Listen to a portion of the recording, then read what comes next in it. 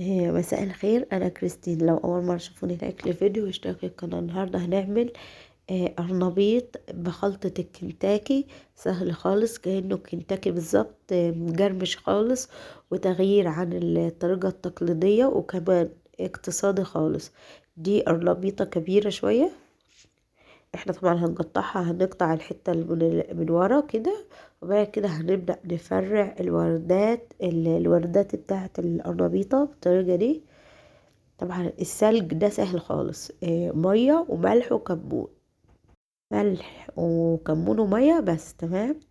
لغاية ما يغلو هنبدأ ننزل القرنبيط على كذا دفعة عشان ما يتهرش مننا.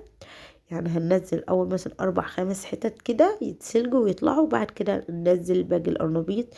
شايفين انا هنا عايزة اللي هي العصاية بتاعت القرنبيطة دي تكون استوت خالص كده، يبقى القرنبيط بتاعك مستوي خالص ومظبوط تمام. شايفين طار ازاي؟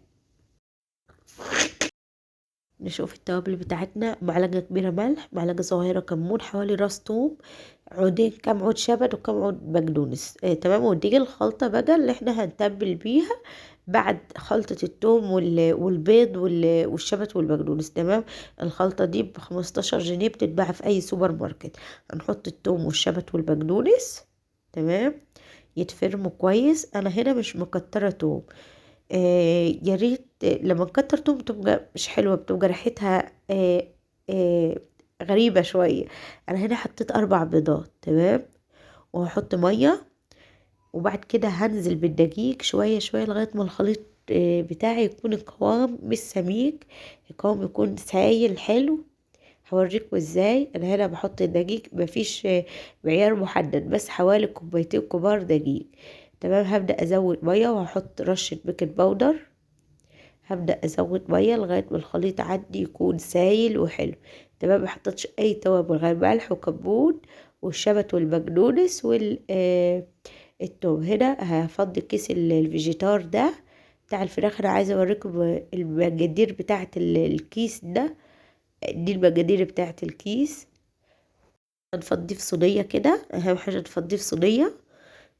كمان عند القرنبيط هنا هيبرد وهبدأ شغل فيه، وادي الخليط هنا سايل خالص. هنا القرنبيط هاخد واحدة قرنبيط هنزلها في الخليط اللي انا عملته، بعد كده هحطها في خلطة الفيجيتار. تمام.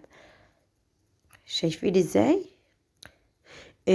لو عايزين خلطة الفيجيتار دي خدوا سكرين شوت لصورة الكيس عشان تعرفوا تدوروا عليه. تمام. هو لونه ذهبي خالص الخلطة. وهتطلع البقسماط، هطلع معاكي القرنبيط حلو خالص خالص زي البقسماط، بس بنضاف له اضافات تاني كتير. شايفين؟ هبدأ اغلف كله، واللي اغلفه هحطه في طبق هنا. وطبعا انا مسخنه الطاسه فيها زيت سخن، زيت غزير خالص.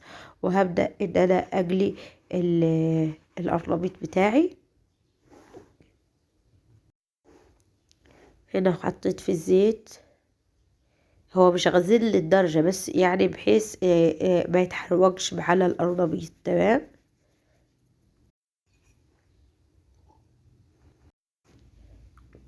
هنا عدى عليه 10 دقايق. عايزة اوريكم من جوه عامل ازاي. النار طبعا وسط، شايفين من ورا عامل ازاي؟ لونه ذهبي فاتح ومجرمش خالص. بس انا بخبط على البتاع عشان اوريكم ان هو مجرمش ازاي. هبدأ اقلب واحدة واحدة. شايفين مجرمش خالص، غير انه مستوي خالص وحلو. هعمل كل الكمية. طبعا ده جزء من القرنبيطة، لأن القرنبيطة كبيرة خالص. أنا طلع لي حوالي 3 أطباق تاني زي الطبق ده. شايفين مجرمش ازاي؟ طريقته سهلة خالص وبسيطة، والفيجيتار ده بيدي نكهة حلوة خالص. شايفين بيستوي ازاي من جوه؟ شايفين القرنبيط؟